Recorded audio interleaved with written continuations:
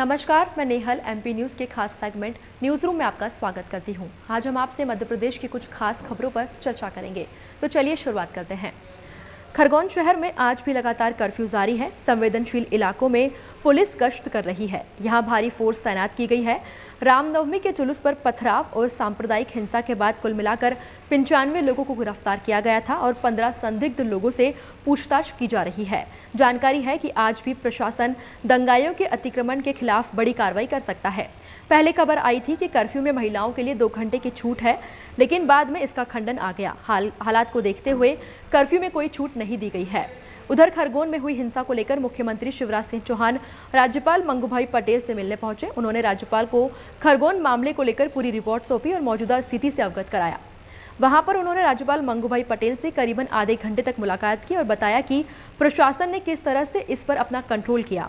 इसके अलावा भी कई दूसरे मुद्दों पर मुख्यमंत्री शिवराज सिंह चौहान ने राज्यपाल से चर्चा की है। अब हम बात करेंगे मध्य प्रदेश का सबसे बड़ा open air drive in theatre Indore में बनकर तैयार हो गया है। करीब 8 करोड़ रुपए की लागत से बना यह थिएटर कल यानी कि 14 अप्रैल से लोगों के लिए खोल दिया जाएगा। कोरोना काल के बाद सोशल डिस्टेंसिंग को लेकर लोग काफी सतर्क हो गए हैं।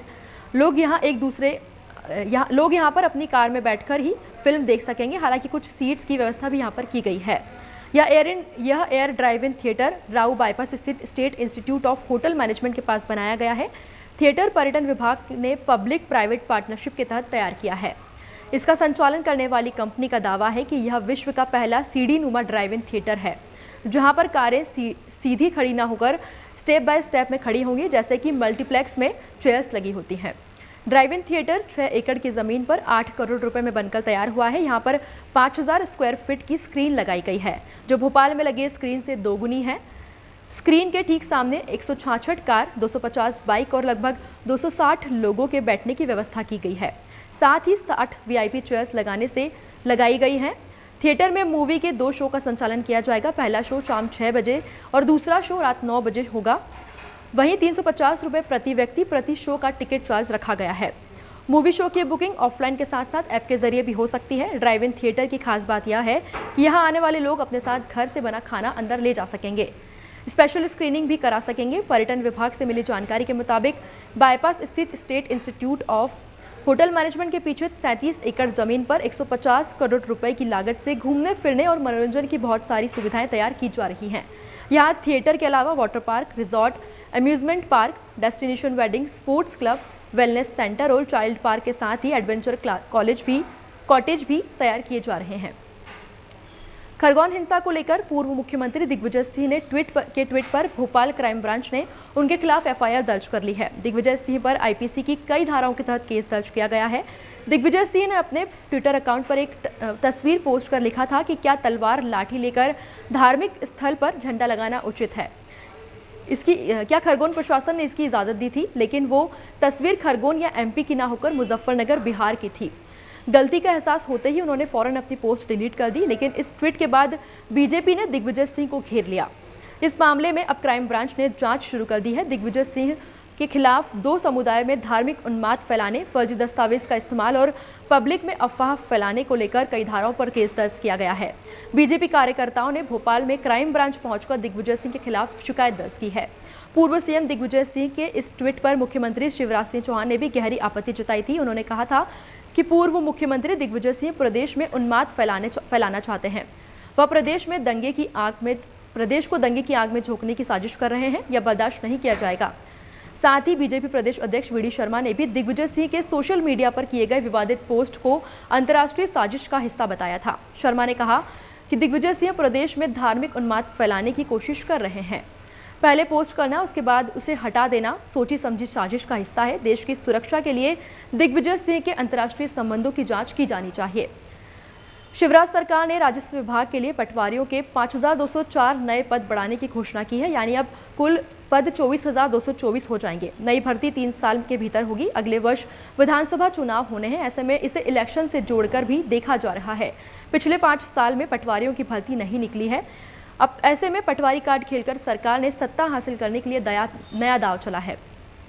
अब तक पटवारी के 19,020 पद स्वीकृत थे। इनमें से 1,630 पद खाली हैं। नए पद चुनने के बाद खाली पद 6,834 हो गए हैं। कैबिनेट की मंजूरी के बाद 3,000 पदों पर भर्ती करने की मंजूरी दी गई है। विभागीय मंत्री गोविंद सिंह राजपूत के मुताबिक जल्द ही भर्ती प्रक्रिया शुरू की जाएगी। वर्तमान में पटवारी लैंड रिकॉर्ड के मूल्य कार्य के अलावा न्यायालयीन प्रतिवेदन, नामांतरण, बंटवारा रिपोर्ट, गिरदावरी, फसल बीमा, उपार्जन, जाति प्रमाण पत्र, बीपीएल जांच, कृषि गणना, ऋण वसूली में सहयोग जैसे अन्य कार्य भी करते हैं। इसीलिए लैंड रिकॉर्ड के मूल कार्य के अलावा अन्य कार्य के लिए पटवारियों पर कार्यभार बढ़ा है। ऐसे में प्रदेश में कम करने को लेकर तहसील मुख्यालय स्तर पर 428 वर्कलोड पटवारी पदस्थ किए जाएंगे। आम लोगों की समस्याओं को जल्द से जल्द समाधान हो जाए, इसके लिए प्रदेश में सीएम हेल्पलाइन योजना शुरू की गई थी। इसके लिए टोल फ्री नंबर 181 जारी किया गया था। इस नंबर पर शिकायत तो दर्ज होती है, लेकिन इसकी कोई सुध नहीं लेता है। दरअसल सीएम हेल्पलाइन में किसी भी लेवल पर शिकायतों के निराकरण की डेडलाइन 15 दिन है, लेकिन भोपाल में 5,211 में से 670 शिकायतें ऐसी हैं जो 300 से भी ज़्यादा दिनों से पेंडिंग पड़ी हुई हैं, जबकि 2,051 शिकायतें 100 दिन से ज़्यादा समय से पेंडिंग हैं।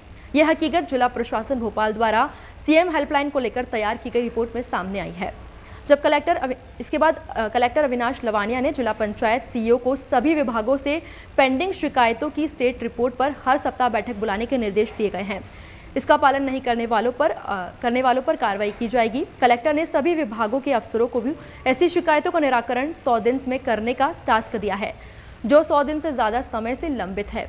मार्च में ही 5,211 शिकायतों में से सबसे ज़्यादा शिकायतें पिछड़ा वर्ग विभाग की 1,516 हैं, जबकि दूसरे नंबर पर खुद कलेक्ट्रेट आता है। यहाँ पर 956 शिकायतें पेंडिंग हैं। वहीं नगर निगम में पानी से संबंधित 496 शिकायतें हैं। 7 विभाग ऐसे हैं जिनमें की गई शिकायतों का निपटारा कम ही हो पाता है। इन विभागों में पिछड़ा वर्ग अल्पसंख्यक विभाग तो लंबे समय से नंबर 1 पर ही चल रहा है। सहकारिता विभाग शिकायतों की संख्या को कम करने के लिए फोर्स क्लोजर लगाकर उन्हें बंद कर देता है।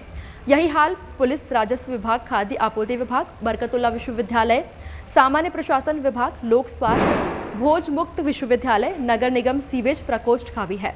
इसी के साथ अभी के लिए इतना ही। ताज़ा खबरों के लिए देखते रहिए एमपी न्यूज।